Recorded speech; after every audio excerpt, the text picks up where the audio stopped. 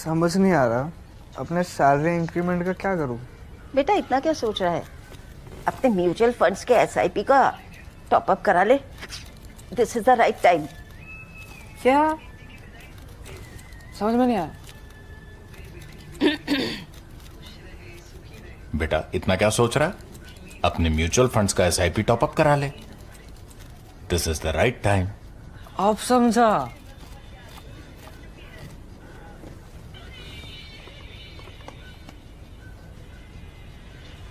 Mutual fund investments are subject to market risks.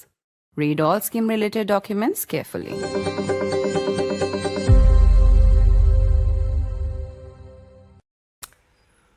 Donald Trump, just hours after the Financial Times reported, was urging the European Union to impose a 100% tariff on both India and China, did yet another flip-flop. Now he took to Truth Social, his social media network of choice, to talk about how Prime Minister Modi was a very good friend and declared that trade talks between India and the United States of America that had stalled over 50% tariffs were all set to resume. Prime Minister Modi reciprocated with a message on both X and Truth Social. But the question remains, given the series of flip-flops and sort of inherent volatility in the Trump administration, how should India respond? The fact is that Trump's aides continue to lash out at India. You've had Peter Navarro, Trump's key trade advisor, refer to India and China and other BRICS nations as vampires most recently. In a moment from now, we'll be talking to celebrated economist Jeffrey Sachs. I'm Barkha Dutt. You're with the Mojo Story. On the program today, we try and make sense of Trump's ever-changing mind. Donald Trump seems to say one thing one day, and its exact opposite the next day. Sometimes even a full day doesn't go by before Trump does a drastic U-turn. For instance, the Financial Times reported in the last few hours that Trump was urging the European Union to slap a 100% tariff on India and China. This is something that key officials in the Trump administration have been saying as well. But then, moments later, came Trump's post declaring that trade talks between India and the United States of America have resumed. Prime Minister Modi, the twice that Trump has offered an olive branch, has reciprocated in tone and tenor. But there is disquiet within the Modi government. How much can Trump really be trusted? I think the trust is broken. But is it really on the mend? Or is it the images out of China, the power huddle between Xi Jinping, Vladimir Putin, and Prime Minister Modi that has really, in a sense, shifted the tone of Donald Trump?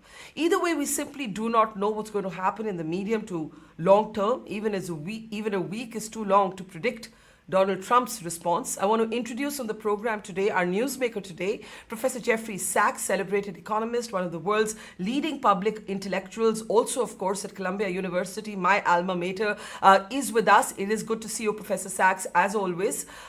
You have been urging India to not get arm twisted by the Trump administration. And India has, at least basis everything we know, stood her ground. I think Modi made a big statement by attending the SCO summit personally in China, that power huddle sending a message of its own. Now comes Trump's sudden declaration that trade talks between India and the US are all set to resume. How do you see this latest change of mind from Donald Trump? I think the basics are very clear. The United States is an unstable and untrustworthy country, and it will remain so. Whatever Donald Trump says today, as you rightly pointed out, he could say tomorrow. The United States has the worst leadership and the most ignorance in people in senior positions that we've seen definitely in modern times. I would not play along with this. Donald Trump says Prime Minister Modi's my great friend. I would not play along with this. This is not a game. This is a very unstable country that I live in, and it's not a pleasant country. It is absolutely without the slightest interest in India, believe me. The spewing of the insults in the last few weeks is demonstration enough of that. I hope that Indian negotiators don't come running because Donald Trump is showing love. Of course, it's nothing like that. This is improvisation. And what India should be pursuing, of course, is a long-term, stable course for India. What happened in Tianjin, China last week was very positive because it was a much more stable set of relations being built. I'm not saying that India needs to go out of its way to try to create trouble with the United States. But what I am saying is the United States is trouble for India.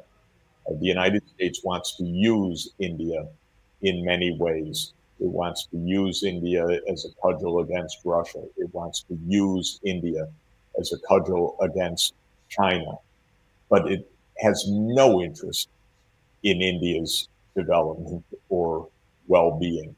Believe me, I'm not speaking just about Donald Trump. I'm speaking about the American political class, the reality of my country, which is in the midst also of political turmoil that's going to last for many, many years.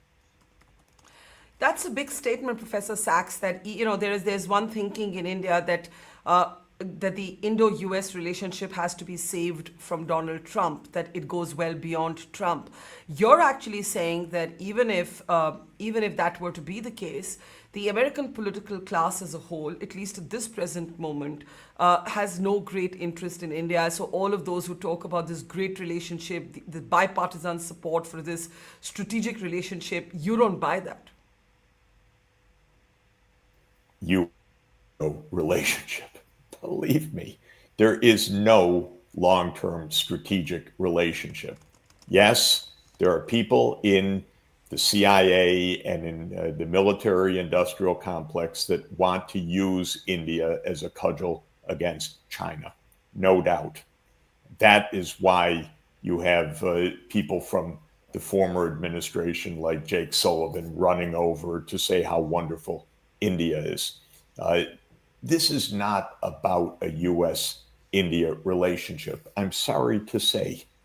This is about an American political class fighting for its global hegemony as it declines and disappears, and flailing around as U.S. power is diminished to try to use anyone that it can at any time. I, of course, so much would like to see India's success. I, of course, would like to see stable relations between the US and India, but the United States is not a stable country right now. The United States is a country with enemies everywhere, with growing enemies everywhere. When it brings India into things like the Quad, my God, India should not be a party to this. It should not be a party to a blatant, flagrant attempt to use India against China. So this is my basic point. It goes well beyond the trade issues. But on trade, the United States is a protectionist country that in no way is going to allow India to replace China as a major part of the global value chain. The idea, the sweet talk that we don't like China, so India will be our new supplier. Please, this is not going to happen. America is protectionist. It is unstable. It is filled with idiots like Peter Navarro, who is nothing but a fool. But he's obviously a nasty fool. And there are many like that. This is an unstable, intemperate, unqualified, corrupt administration But this is part of an American political process that hasn't worked for a long time. Of course, many in India were flattered by the special relationship. Many in India were flattered by the Quad. Many in India were seeing the great U.S.-India relationship, which would give India this great boost for the next phase of India's development. Many were flattered by the relationship of President Trump and Prime Minister Modi. This is all very superficial show that means nothing for India's long-term strategy. You know, when you say that India should not play along with this sudden olive branch, sudden hand extended by Trump, because he's not going to pause for even a second before he takes it back or backstab India while he's offering that hand of friendship, what would you expect India to do at this moment? You know, Trump says trade talks are resuming. We have a great relationship. The Prime Minister is my very good friend. The Prime Minister says, the Prime Minister doesn't make a personal comment on Trump, which is an interesting difference in their two comments. He just talks about the relationship between the two countries. When you say India should not play along, don't play along with this moment, what would you have India do instead? I would have India be very measured. I would not build up any expectations. I would not play to any kind of flattery, which is absurd. Even this most recent statement of Trump comes, as you pointed out correctly, just a moment after Trump told Europe to impose 100% tariffs on India. Mm-hmm. This is just immature, blatantly illegal violations of international rules to begin with. And so a moment of a friendly tweet, or friendly on the surface, means nothing. Nothing. It's ridiculous. I mean, if you were watching 4-year-olds behave like this, you would maybe expect it. But this is a grown-up, supposedly. This is not normal behavior. I'm sorry. And this is not anything to be reacted against. Also, people should please understand what Donald Trump is doing with the tariffs is flagrantly unconstitutional in the United States. We've had 2 courts that have ruled that way. Our Supreme Court may hand Donald Trump the keys to the kingdom, and it may become a kingdom, in fact, with King Donald. We don't have a constitutional order right now. But that's what India is dealing with. So India should be rather, in my opinion, circumspect, not running anywhere, not saying joy of joys. Donald Trump claimed that India is dropping its tariffs to 0. Is that right? I doubt it. If it is right, it would be completely ununderstandable. So when Donald Trump speaks, he lies, period. The man does not speak without lying, because this is the feeling of impunity right now, or simply irresponsibility. I'm very sorry to say these things. It's not a pleasure for me to say that my country is in a political crisis, but it's in a very big political crisis. It goes well beyond Donald Trump. It goes to the fact that our democracy doesn't really function. Our foreign policy is run for private interests and CIA and other interests.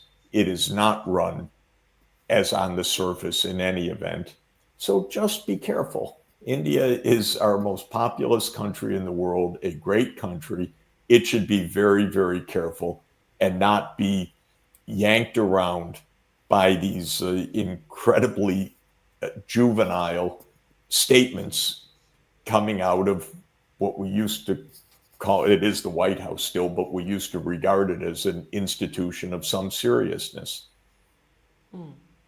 On this claim by Trump that India is ready to cut tariffs to zero, I think that is just one of those big, wild Trump claims, because the Prime Minister Modi on record said that he was ready to pay a personal price if he had to, but he would not open the farming sector, the fishing sector, and the dairy sector, and small entrepreneurs to the kind of demands that were being made. So that's the statement on record. Beyond that, we don't have the details, of course, of what the trade deal looks like, or trade deal in the making looks like. I want to come to the Quad. You seem to be suggesting that the Quad is something India should take this moment and just walk out of the Quad. I mean, we don't even know what the future of the Quad is, given the state of play between Trump and New Delhi. The Quad is a very clear attempt to use India against China. The United States believes that China is the great enemy. I do not. I believe China is a very capable country, a very important country, but the United States has made it the enemy. Why? That is important for India to ask. The United States has made China the enemy because the United States assumes and asserts U.S. global hegemony. Okay, if India wants that, I wouldn't, but that's what India signed up for in the Quad. That this is a clear, again, in my view, a completely naive instrument of U.S. hegemony. If I were India, I would say, no, the U.S. is not the hegemon. China's not the hegemon. There is no hegemon. There are several great powers, of which India is one, Russia is one, China is one, the United States is one. And the trash talking by one of them, that is the United States, against the others, should stop. That's the most basic point. We have one major power, the United States, which absolutely trash talks India, China, Russia, and Brazil, by the way, the BRICS partners. Is that the world that India signs up to? I would not. India went through a couple 100 years of that kind of trash talking and worse, and it should end. It should end with a world in which the major powers speak respectfully to each other, don't trash talk each other, don't make flimsy, absurd, juvenile statements from hour to hour. And India should not be part of a group, in my opinion, that is blatantly aimed against another major power. Now, Professor Sachs, India has begun, and well before Trump's tariffs, the process of a cautious rapprochement with China. And hence, the Prime Minister's personal attending of that SCO summit in China was a big statement. But there are many people in India who have misgivings about, trust vis-a-vis China. And that is why India at this point perhaps feels that there aren't any great options. Multipolarity, strategic autonomy is the only option. There is serious concern on two fronts. One, we have had, we have thousands of troops, Indian and Chinese, eyeball to eyeball in the high Himalayas for the last 5 years now.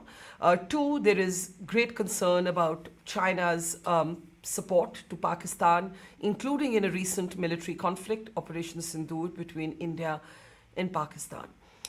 Perhaps that is why it has been tempting to look at the Quad as a forum that would also help protect India from an aggressive China that tends to support Pakistan. How do you see that? How do you see those concerns?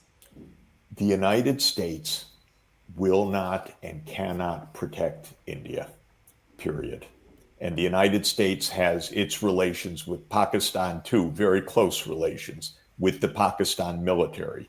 The idea that the United States is a bulwark for India is naive to the ultimate degree. India has concerns with China. They came from the British Empire as usual. the British made almost all the problems we face in this world. One of the problems we face in this world is that some mid-level person drew a line on a map in 1914 in the Himalayas to demarcate a boundary between India and China, where this person, McMahon, didn't visit, didn't know, had no basis, and created problems that need to be resolved bilaterally between India and China. My own view is that India and China are two great powers, two great civilizations. What I urge China to do is to welcome, in fact, press for India to join the UN Security Council as the sixth permanent member, which I regard as extremely important for the world, for India to be a member of the UN Security Council. And at the same time, for the two countries to solve this problem, which goes back to 1907 and 1914, when neither of them was in control of anything, because China was under the thumb of the imperialists in the 19th century. India was owned and operated by the British Empire. This problem between India and China goes back to that period. That's the irony. So the two sides, these two great powers that could provide so much stability for the world, so much rapid economic growth for the world, should be getting together in a mutually beneficial way, not regarding the United States as some kind of antidote or solution. The U.S. provides no protection vis-a-vis Pakistan, and the U.S. provides no protection vis-a-vis China. Believe me, this is something for India to work out as a great power, as the great power that it is. So what you're saying is that India should not be used as the countervailing force to the rise of China by the Americans, because when push comes to shove, the Americans won't step in to protect India's interests vis-a-vis Pakistan or China. So it's best for India and China to work out their stuff. Not only is it best for them, it's the only way, and it can work because there is a mutual, very important shared goal of India and China, and that is to make a stable, law-based, multipolar world. The United States doesn't have that idea in mind, but India and China have that idea in mind, and is constituting about 37% of the world population. The two of them can make that happen. Mm-hmm. But you know, the argument that America and India share more in common because of shared democratic values, that China is an opaque society that is highly centralized in the way power is wielded there, you don't buy that. You don't think there's more natural affinity between the American state and the Indian state than between India and China? I don't even know whether the United States really has a functioning democracy right now. We are ruled by emergency decree far more than by law. Trump's tariffs did not come through legislation. They did not come through a vote of Congress, which under our Constitution, Article 1, Section 8, says is the responsibility of the Congress. They came from an emergency decree of the person you're showing, Donald Trump, who knows nothing, who's an ignoramus to begin with. But that's not democracy. So the whole thing is completely overblown. These are just empty words that we use. Right now, we have political instability in the United States, and we do not have a constitutional order. So we'll see what happens. I'm hoping it will get fixed. I don't know whether it will or not. You know, you made the excellent point about how Americans have their own relationship with Pakistan, and historically that's always been the case. But there seems to be some very distinct new love between the Trump administration and Pakistan. And as often happens with Trump, and there's been some great American reporting on this, it could be to do with a business deal. There has been reporting that Trump's family is linked to a crypto council in Pakistan, and you know, and that may at least partially explain this sort of new bonding that's taking place between Pakistan's army-led regime and Donald Trump. How do you see it? I mean, why is Trump, who in his first term had a very different song about Pakistan, singing a different tune now? First of all, there is completely uncontrolled corruption in the United States. This is a family business. It's friends in government. There's no sense of conflict of interest. It's not even a concept anymore in the United States. So it's completely out of control. What they're doing, I have no idea. But let me say that under the Biden administration also, there were close relations between the United States and the Pakistan military.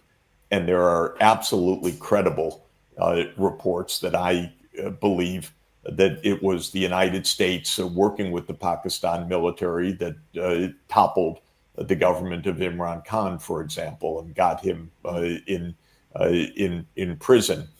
We know how the U.S. Worked that, and to my mind, this shows that the U.S.-Pakistan relationship goes back a long way. It's a security state relationship. This is not security for India at all. This is the U.S. playing games. I don't like these games because I find them very immature and very dangerous, but it's games. Let me, towards the end, ask you a couple of questions about economics. BRICS, there's been a lot of talk about de-dollarization and alternative currency. India hasn't said very much or nothing at all on this, but it seems to be Trump's great phobia. He talks a lot about it. How do you see this debate around an alternative currency to the dollar rising, in the years to come? It's going to happen. It's going to happen relatively quickly over the next 10 years. Definitely the renminbi will become a major international currency. The rupee could become a major international currency. The dollar will lose its unique stature. That's why Trump rails against it, because it has been an exorbitant privilege of the United States, but the U.S. misused the privilege. It weaponized the dollar. It confiscated assets across the world. It uses the dollar to enforce its sanction regimes, as India knows full well. It tells banks in India and elsewhere, if you don't abide by King Donald's decrees, we cut you off from the SWIFT system. Well, there are alternatives. It would be absurd not to pursue alternative settlement systems. As an economist, I can tell you it's not even complicated to settle in other currencies. It was convenient when there was one currency of settlement because it gave everybody a level of extra efficiency, but the United States absolutely abused it. The U.S. as a declining hegemon or would-be hegemon or a delusion of global hegemony thinks that it can bully everybody around.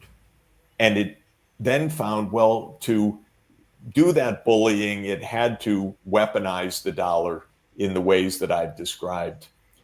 That doesn't work because it's so easy to settle in other currencies. It's already happening. Within the BRICS, there's a lot of interest in moving to alternatives. India has been actually more resistant than other BRICS to that. That's a mistake. It's low cost to move to multiple currency settlements. Finally, how do you see India's economic interests? What's the best way, according to you, to safeguard those economic interests, both vis-a-vis the United States and vis-a-vis China, where China's sort of domination, Chinese goods percolating deep into the Indian market is often seen to be a source of great concern, especially for traditional businesses, small and medium businesses here in India? The two things I would say for India, three things. First, India has rapid growth, and that rapid growth will continue if economic policies are sound. India is in a period of dynamism, and that dynamism, in my view, can and should continue for the next quarter century at least. So that's the baseline. Second, the most important thing for India to do by far is to ensure that all the children get a good education, because that is the single most important key to India's long-term development. India has so much talent. Make sure you develop it across the board in all the places, rural and urban, across this diverse country. But that is most important. Then, when it comes to the international environment, diversify. China's not a threat. India-China trade would be a boom for both sides. India also should be trading a lot more with the neighboring countries in Southeast Asia, the ASEAN countries. India should be expanding its trade with Latin America and with Africa. The U.S. market is modest. It's not the key for India, believe me. The fast-growing part of the world is the emerging economies. That is Latin America, Africa, and Asia. Trade, diversify trade. Do not view China as an enemy of the Indian economy. My own recommendation to India would be to join RCEP, the Regional Comprehensive Economic Partnership, which intended to include India, should include India, currently includes China, Japan, Korea, the 10 ASEAN countries, Australia, and New Zealand. It's kind of crying out for India to join this, in my view. This would be very, very important, big markets for India, and a big source of increased access to all kinds of technologies, value chains, partnerships across Southern and Eastern Asia. And I think it would be a great source of diversification and dynamism. To look to the U.S. market, which is very slow growing, maybe 10 to 12% of the world trade right now, and a declining share, that's looking backward rather than forward. Well, that advice to join RCEP will trigger quite a big debate here. I do remember that it was being considered in a different time, and there was so much sort of political heat around it that it never took place.